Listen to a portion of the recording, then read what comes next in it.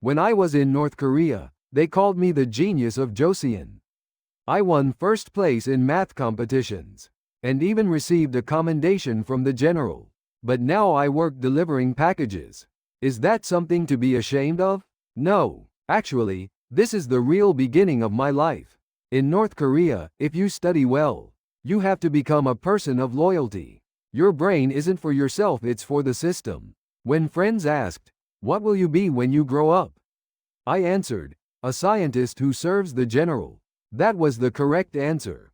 But little by little, I started wondering, is there no life where I live for myself, not for the general? One day, I secretly listened to the radio. I heard news from South Korea, words like Seoul, freedom, and choice. Those words felt strange, but somehow I missed them. So when I turned 20, I escaped. I crossed mountains and rivers, not sleeping for 3 days. I kept thinking, just once, I want to see the Seoul sky alive. That's what kept me going. When I finally stepped onto South Korean soil, I cried. But no one called me a genius anymore. I was just another nameless young man. At first, it hurt my pride. Do I really have to do such an ordinary job? I thought. Then one day, while delivering packages, an old lady said to me, "Oh my, you look just like my son."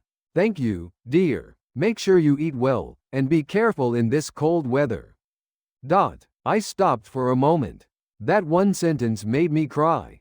Because in North Korea, I had never heard words like that in my entire life. That day, I realized, this is what a real human world feels like. In North Korea, I lived with my head. In South Korea, I live with my heart.